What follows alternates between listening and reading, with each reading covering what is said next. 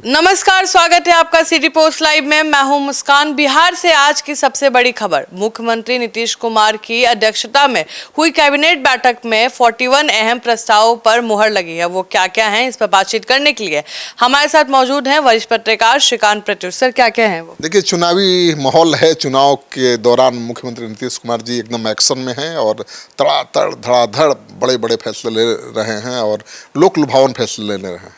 तो लोक लुभावन फैसले ले रहे हैं तो चुनाव में तो फायदा होगा। और आज भी कैबिनेट के ऐसे फैसले हैं जिसका असर, सीधा असर राज्य के युवाओं, खिलाड़ियों, पत्रकारों और आम जनता पर पड़ेगा। तो पत्रकारों के लिए तो आपको पता ही है कि उन्होंने फैसला लिया था कि उनका जो पेंशन है 6,000 से बढ़ाकर 15,000 कर दिया जाएगा। तो उस फैसले पर मुहर लग गई है।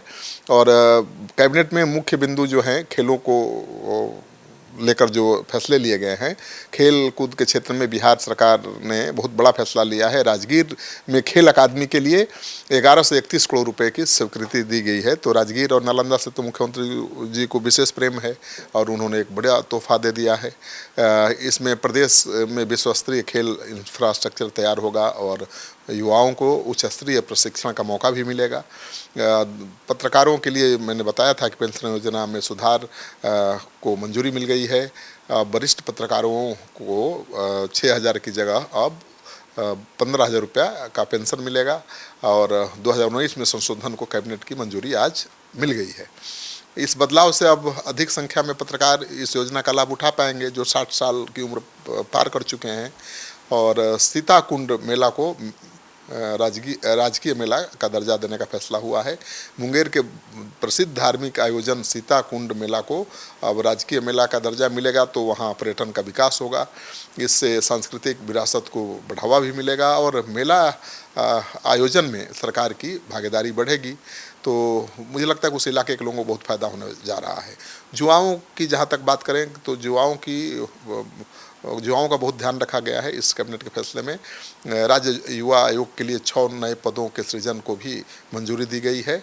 इससे युवाओं की नीतिगत भागीदारी और समस्याओं का समाधान आसान होगा। और 7 डॉक्टरों को सेवा से बर्खास्त किया गया है। स्वास्थ्य विभाग में कार्रवाई करते हुए सरकार ने ऐसे 7 डॉक्टरों को सेवा से बर्खास्त कर दिया है जो लंबे समय से छुट्टी पर थे और उनको कोई जानकारी भी नहीं थी, अनुपस्थित थे। तो सरकार का साफ संदेश है कि लापरवाही और गैर जिम्मेदारी अब बर्दाश्त नहीं की जाएगी।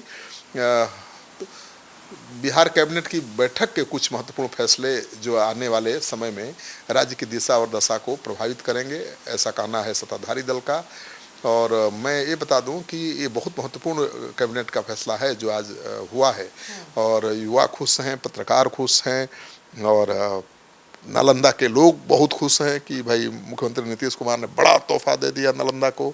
अब नालंदा तो उनका गढ़ है। अब इतना बड़ा तोहफा देने के बाद कोई वहाँ हरा पाएगा उनको, उनके उम्मीदवार को, उनकी पार्टी को, क्योंकि सबकी नज़र नालंदे पर थी। स्टार्ट ही वहीं से कर रहे थे। चिराग पासवान हो या प्रशांत किशोर हो, जो भी नीतीश कुमार के विरोधी हैं, वहीं से शुरुआत कर रहे थे अपने आंदोलन की और अभियान की कि नीतीश कुमार के गढ़ में जाकर चुनौती देना है। लेकिन नीतीश कुमार ने तो ऐसा मास्टर स्ट्रोक खेला है, राजगीर नालंदा को इतना बड़ा तोहफा दे दिया है कि अब लोग किसी की तरफ नहीं देखेंगे। नीतीश कुमार अपने अपोजिशन के लिए अग्रेसिव नहीं है। अगर चिराग भी गए थे तो नीतीश कुमार पूछे थे कि कैसा रहा आपका नालंदा वाला रैली, सब ठीक था, कोई दिक्कत? उम्र और समय के हिसाब से लोगों का स्वभाव बदलता है। पहले बहुत एग्रेशन था उनमें, लेकिन अब शांत हैं बेचारे। और शांत हैं लेकिन एक्शन में तो हैं, काम तो कर रहे हैं ना भाई। उनसे ज़्यादा एक्शन में कौन है?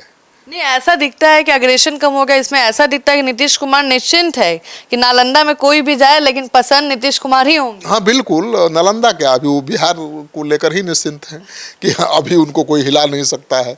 और सब लोग तो लगे हुए हैं, सबके निशान पर नीतीश कुमार ही हैं, चाहे वो प्रशांत किशोर हों, चिराग पासवान हो या फिर तेजस्वी यादव।